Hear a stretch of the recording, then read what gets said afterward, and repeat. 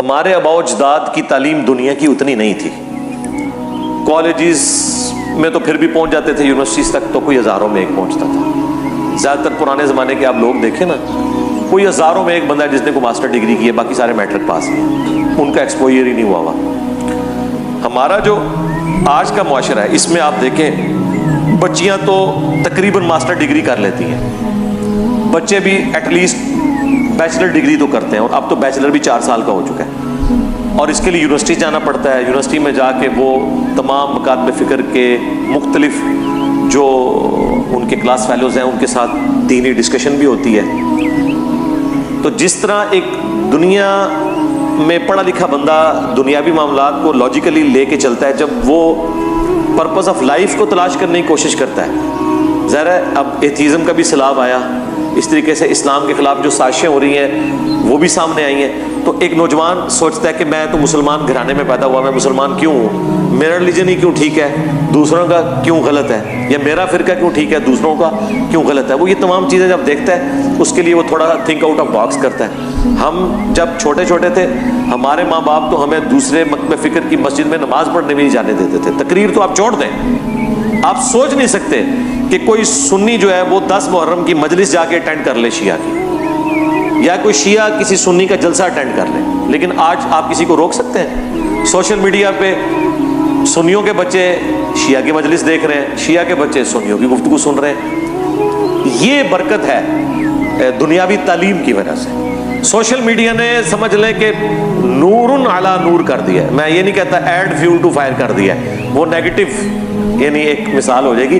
نور علی نور ہے دنیاوی تعلیم, سب سے بڑا نور, اور اس میں ویلیو ایڈیشن ہو گئی ہے سوشل میڈیا پہ کہ پڑھا لکھا طبقہ سوشل میڈیا کے اوپر تلاش کرتا ہے. ظاہر ہے اس کا تو سورس آف نالج وہی ہے. ایون اب تو یونیورسٹی کی اسائنمنٹس بھی لوگ گوگل کے ذریعے سرچ کر کے کتابوں تک پہنچ کے کرتے ہیں, اور خصوصاً ہمارا پلیٹ فارم تو میں سمجھتا ہوں اس وقت یونیک ہے. اسلام کی دعوت کے حوالے سے کوئی پلیٹ فارم اس کے مقابلے کا نہیں ہے, یا اس کے قریب بھی نہیں ہے, جو ایک ایک بات ریفرنس کے ساتھ بیان کرتا ہو. ایٹ لیسٹ اسلام کے اندر جو چیزیں ہیں, یہاں میرے پاس آپ کو پتہ ہے کچھ عرصہ پہلے پاکستان لیول کے صحافی آئے تھے, اور وہ مختلف اسکول آف تھاٹ سے تھے, عقیدے کے اعتبار سے بھی, پولیٹیکل ایفیلیشن کے اعتبار سے بھی. تو وہ سب یہ بات مان رہے تھے کہ جب بھی کوئی ریلیجس ایشو آتا ہے, پچھلے دنوں آپ کو پتہ ہے وہ خنزیر کا دل ٹرانسپلانٹ کیا گیا, تو وہ کہتے ہیں ہم نے آپ کی ویڈیو دیکھی.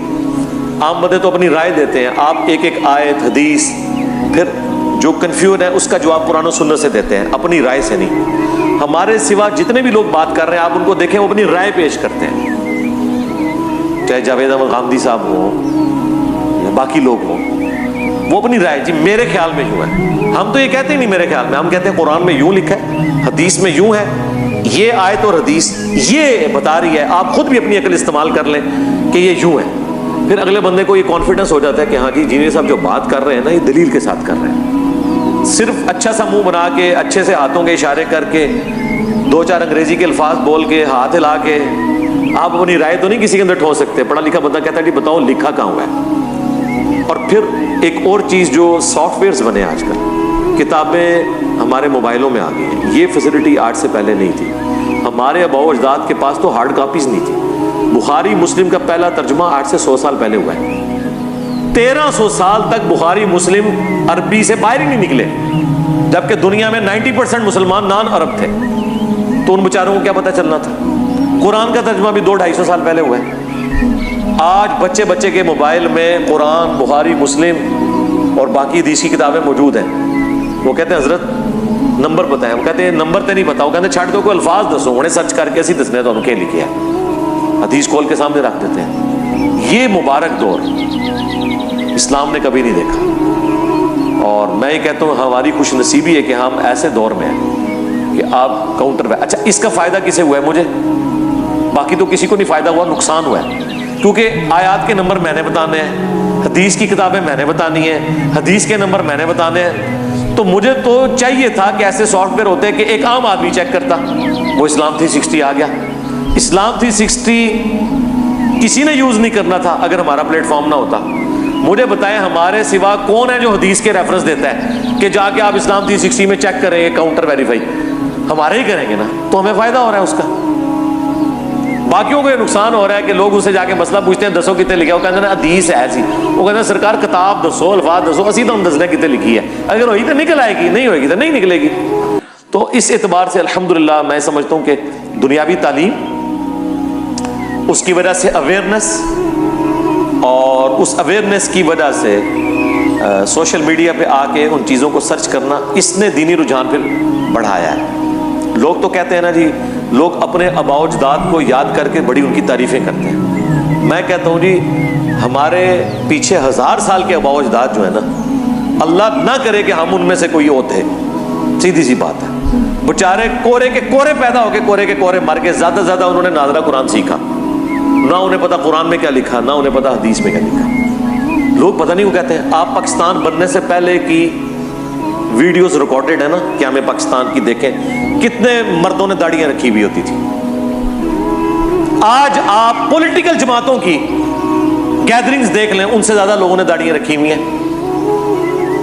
عورتوں کے پردے کی بات کرتے ہیں, اس زمانے میں پردہ یہ ہوتا تھا بڑی چادر لے لی. سرکار آج آپ اسلام آباد کے کسی کالج کے باہر کھڑے ہو, اگر 1000 بچی نکل رہی ہے نا تو 600-700 نے پورا برقع کیا ہوا ہے. اور یہ وہ بچیاں ہیں جن کی مائیں اور دادیاں جب کالج پڑھتی تھی نا ننگے سر جاتی تھی. آپ بھٹو کے دور کی ویڈیوز دیکھنے نکال کے, مجھے نہیں سمجھ آتی کہ پرانے دور کی کون سی بات ان کو اچھی لگتی ہے سوائے دیسی گھی کے. نہ اس وقت عورتیں ریلیجس تھیں, نہ مرد ریلیجس تھے. سب سے بڑی بات, مسجد میں صرف بوڑھے لوگ نماز پڑھنے آتے تھے. اس کو پریکٹیکلی دیکھنا, آج بھی آپ گاؤں ایریا میں چلے جائیں, کھانستے ہوئے بابے آپ کو وہاں پہ نماز پڑھتے ہوئے نظر آئیں گے. ہاں وہاں پہ اگر کوئی پڑھے لکھے بچے ہیں تو آپ کو ینگ بچے نظر آئیں گے. اور اس زمانے میں اگر کوئی ینگ بچہ داڑھی رکھ لیتا تھا, لوگ کہتے تھے اس نے اپنی زندگی کو روگ لگا لیا ہے, اس کی شادی کیسے ہوگی. آج ینگ بچے وہ ہیں جنہوں نے اپنے بڈھے ماں باپ کو پردہ اور داڑیاں رکھوائی ہیں, ماؤں سے پردے کروائے ہیں, باپوں سے داڑیاں رکھوائی ہیں کہ ابا جی ہوں تے قبر پہنچنے والے ہوں تے داڑھی رکھ لو. یہ فرق ہے. یہ سارا کریڈٹ میں دنیاوی تعلیم کو دیتا ہوں. اس کا میں کوئی کریڈٹ کسی مذہبی پیشوا کو نہیں دیتا, کسی مفتی کو, کسی عالم کو, کسی فاضل کو, کسی جماعت کو نہیں دیتا. دنیاوی تعلیم کو دیتا ہوں کہ اس نے لوگوں کو اویئرنیس دی, اس کے بعد لوگوں نے دین کو بھی اسی طریقے سے سیریس لیا, لاجیکلی جس طرح وہ اپنی دنیاوی تعلیم کو لیتے ہیں. ہاں پھر آپ کہہ سکتے ہیں اس میں جو ویلیو ایڈیشن ہوئی ہے, نور علی نور, وہ ہمارا پلیٹ فارم ہے الحمدللہ.